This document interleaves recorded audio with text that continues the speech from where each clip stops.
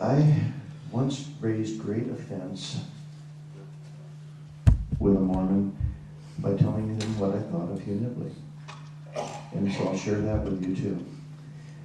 Hugh Nibley is a prostitute. Hugh Nibley is someone who took the gifts and the education and the intellect and the scholarship that he had, all of those skills, and he prostitutes them, prostituted before he died. He will assume any position, regardless of how degrading or irrelevant, in order to satisfy his client. Isn't that a prostitute? His explanations were solely based upon convenience or expediency or what he felt he could get away with getting the most people to go on board with. And today, his work is largely perpetuated by farms. Almost everyone who writes with farms, including John Gee, their golden-haired boy, is basically a Hugh Nibley disciple, and all they do is rehash Hugh Nibley's old crap. I'll tell you an interesting story. When I was at BYU the second time as a non-member, and I was in the anthropology department studying archaeology. In the anthropology department at BYU, there is an underground organization known as ranches. It stands for RANCHS. It's meant to be a counterfoil to farms. And it stands for real archaeology, not crazy, hysterical shit.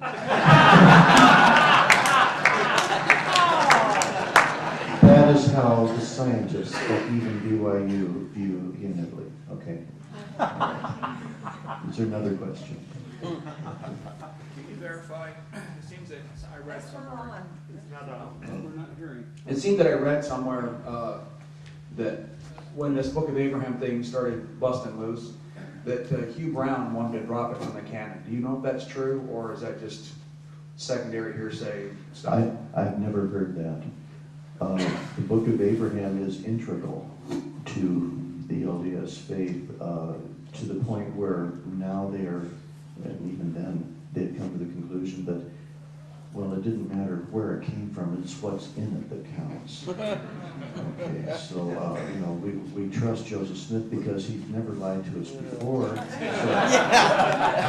so this must be true. Yeah.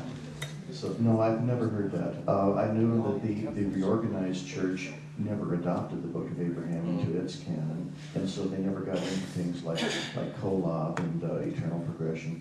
When you realize that the Book of Abraham was an incomplete work, that Joseph Smith still had lots of papyri that he never pretended to, or got around to pretending to translate, you wonder where he was going with it.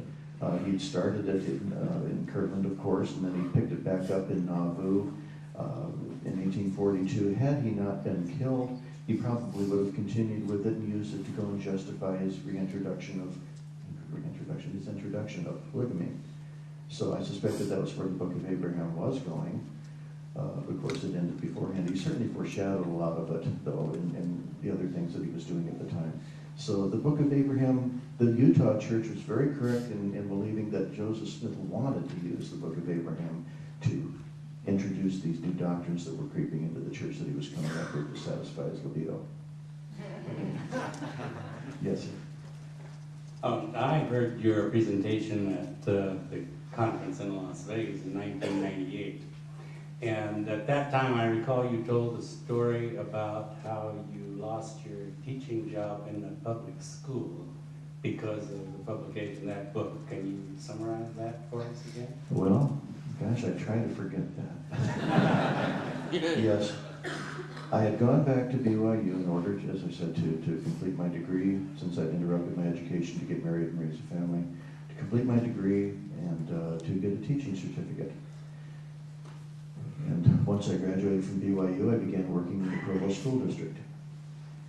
A couple of years later, By His Own Hand Upon Papyrus was published, again with the agreement from the author that royalty funds and so forth go back into providing copies of the book. When that book was published, about 25,000 copies of it. The publisher was an amazing fellow. His name is Roger Hansen.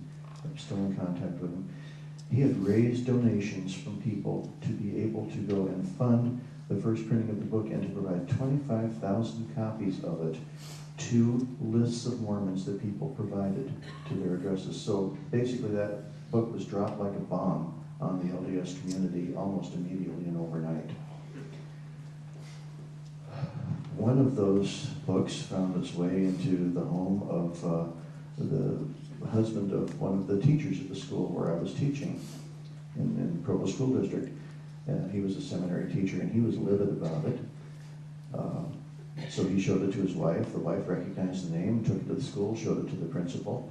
And for the next 12 months, I found myself inexplicably meeting obstacles in my teaching. All of a sudden, books weren't available for me to teach history from.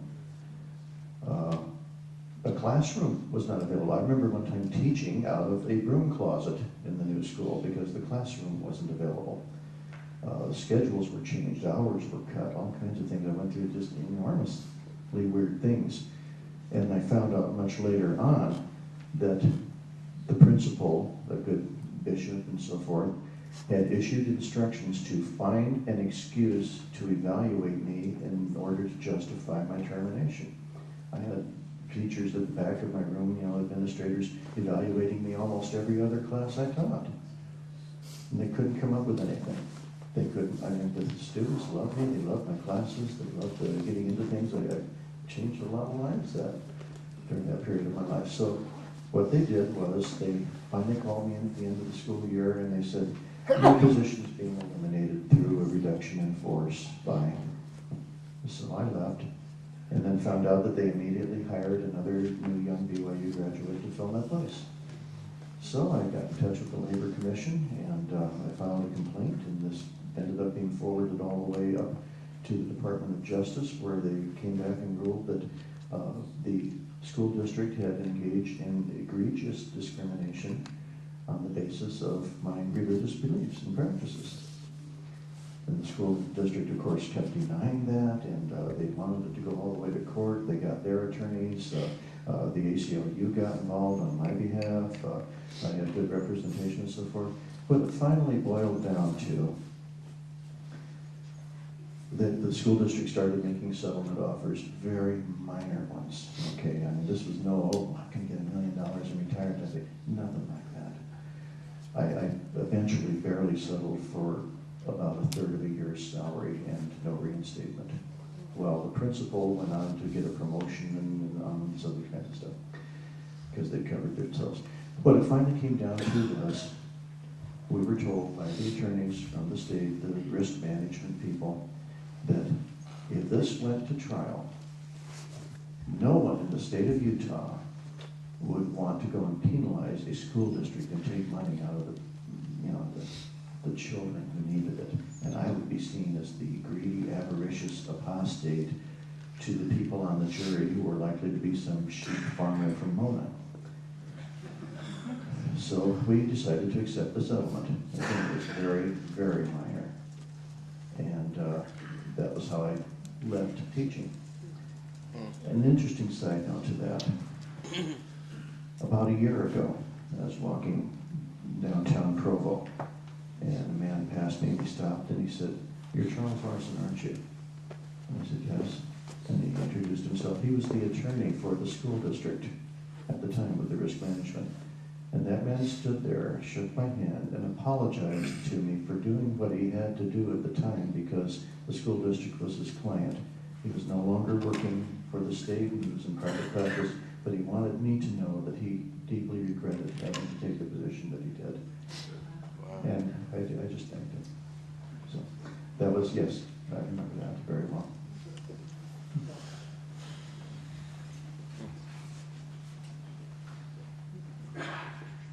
We know that Joseph Smith's sources for the Book of Mormon were something like the View of the Hebrews and the Spalding manuscript and perhaps Oliver Cowdery and Sidney Rigdon. In your opinion, what sort of sources could Joseph Smith have used to write the Book of Abraham? Oh, I'm glad you asked me that. I haven't written a book on this, but I have developed this theme, and I hope eventually to go and do that. I believe, and again, this is based on whatever research has been available, I believe that View of the Hebrews had a profound impact upon Joseph Smith's writing of the Book of Mormon. Now, I understand there's going to be another presenter here talking about that. Who is that? Oh, I'm looking forward to that a lot because I want to see how much my theory meshes. And I'll tell you my theory, and then you can go ahead and compare it too, okay? View of the Hebrews was written by Ethan Smith, a pastor of the Congregational Church in Poultney, Vermont.